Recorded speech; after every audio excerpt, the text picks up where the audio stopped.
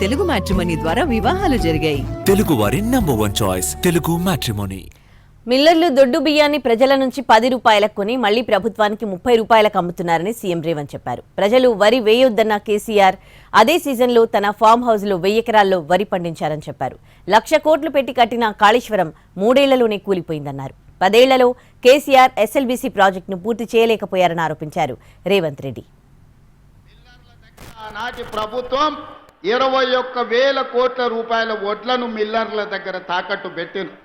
మిల్లర్లను పిలిచి సమావేశం పెట్టి ఎక్కడునే లెక్క చెప్పుండ్రి, లెక్క చెప్పకపోతే పైసలు కట్టుండ్రి అంటే పైసలు కట్టేటోడు లేడు, వడ్లు ఇచ్చేటోడు లేడు. దొడ్డు బియ్యం పోతే ఉచితంగా ప్రతి మనిషికి రాష్ట్రంలో 3 కోట్ల మందికి ప్రభుత్వం ఉచిత బియ్యం ఇస్తే ఆ బియ్యం 10 రూపాయలకు మళ్ళా మిల్లర్లే కొంటుండ్రు.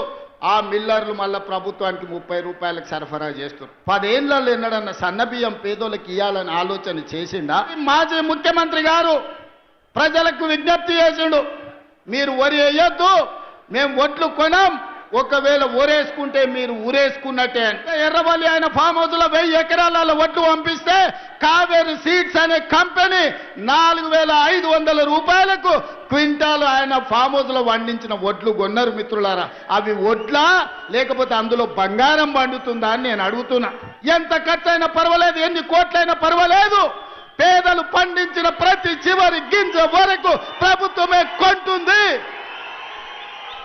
సన్న వడ్లు పండిస్తే 500 బోనస్ ఇస్తామని చెప్పి నిర్ణయించి ఇవాళ 500 రూపాయల బోనస్ ఇస్తున్నాం. ఆయన కాళేశ్వరం అంటాడు, మా ఎంకన్నానేమో అది కూలేశ్వరం అంటాడు.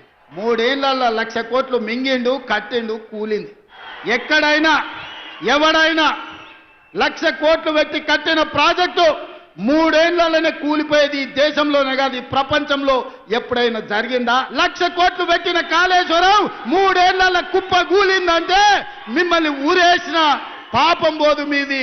తెలంగాణ వచ్చినప్పటి నుంచి 10 ఏళ్లు ముఖ్యమంత్రిగా ఉన్న చంద్రశేఖరరావు గారు ఎస్ఎల్బీసీ టన్నెల్ను 10 కిలోమీటర్లు ఆర్తా పార్తా సంవత్సరానికి 1 కిలోమీటర్ పూర్తి చేసిన ఎస్ఎల్బీసీ టన్నెల్ పూర్తయి 3,60,000 ఎకరాలు నల్గొండ జిల్లాకు నీళ్లు వస్తుండే మీ మీద కక్ష గట్టి, మీ మీద పగబట్టి ఎస్ఎల్బీసీ టన్నెల్ను పడావు పెట్టే మళ్ళీ ఈ రోజు మనం వచ్చినాక ప్రారంభించుకున్నాం. ఆయనకి మీ ఓట్ల మీద దాస ఉంది, మీ సీట్ల మీద దాస ఉంది, కానీ మీ నీళ్ల మీద దాస లేదు.